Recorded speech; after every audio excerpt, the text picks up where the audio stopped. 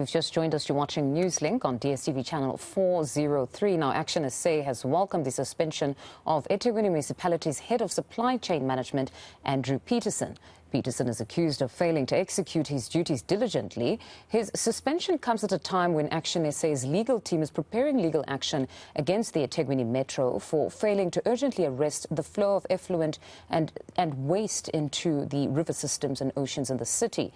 ActionSA's KwaZulu-Natal Chairperson, Zwakele Mncwango, joins us now to discuss this further. Zwakele, good morning and thank you very much for your time. We've seen that statement that you've released on the suspension, but for the benefit of those who might not be aware of the egregious offence that the manager is accused of, can you just take us through the allegations? Morning to you and the viewers at home. Yes, firstly, I must say, as ActionSA, we do acknowledge the suspension of the senior manager within a supply chain unit. However, we also believe it was due because of our court action, where it has put pressure on the municipality to do something. But one must say, we have some reservation about the processes and how this individual has been suspended. We want to call on the municipality to come out clean, because they must come out clean to the public and really take us to confidence as a public, whether really this individual is not a scapegoat. Because you know, you've got Section 36, which allow deviation on emergency. But the authority to really go on deviation start from the unit department. Here you talk of Water and Sanitation Department, which is the unit responsible for the crisis we are facing, where the head of that department is the responsible one to sign and invoke Section 36 and submit it to BAC. And the same section empowers BAC to delegate its powers to accounting officer, who is the city manager. And before city manager can do anything, he need or she need a support from the head of supply chain. So here we talk of head of supply chain. His job is only to check compliance. So it's really unbelievable that someone who just responsible for compliance can be the one who take a fall of everything that's happening at eThekwini. But also, one must say, we believe that an executive committee must take also responsibility. I'm talking about all councillors serving on the executive committee, because the same section on the procurement policy, it says when a tender will be more than 200,000 on section 36, within 1 day, the report must be tabled before executive committee, whenever it's fit, or accounting officer.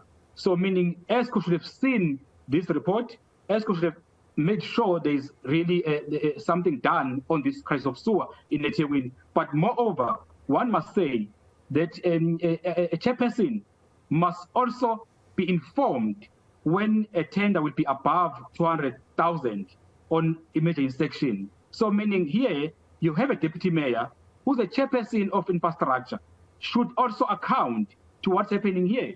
And the chairperson is busy fighting with the mayor. We know the issue between ANC and ABC in eThekwini. So this is a crisis that can't be really narrowed down to one individual. Hence, we're saying, while we note a suspension, but we believe there's a lot to this, and we believe the city must come out clean, and the mayor and the deputy mayor must not use one person as scapegoat. But perhaps this is a good start, because insofar as he's concerned, he's being charged for tardiness. There were a lot of tenders he just did not sign, and this has had a great impact on the communities. Hence, when we're saying we note that, but also remember that head of supply chain report to accounting officer and also a CFO. So there are two people he report to, a CFO and a city manager. So meaning you can't tell me that one person can hold council to ransom, but also one must say city must be transparent with the public along the value chain of those signing these documents. Who else might have dropped the ball? Are you telling me that one person would have held the city to ransom? But maybe, what if he has reservation? Right now, we know that 155 million was reported in May on the executive committee. The money was spent only on overtime. Within the same department of water and sanitation. Now you ask yourself, how the city can incur so much overtime, whereas you can't even see what has been done on the ground. So you can't fix the problem we are facing in terms of fixing the infrastructure, but the same unit is incurring 155 million on overtime. It can't be that one person is a problem. The question here is, I think also one can call to him as a head of department to also inform the public as to what really the problem here, because he might have reservation as to why he didn't sign those documents. So he must be given a chance to also to tell the nation as to why he didn't sign those documents. Because I can tell you, for example, the city just gave Amatela Mbona this Petersen forum a tender of 42 million.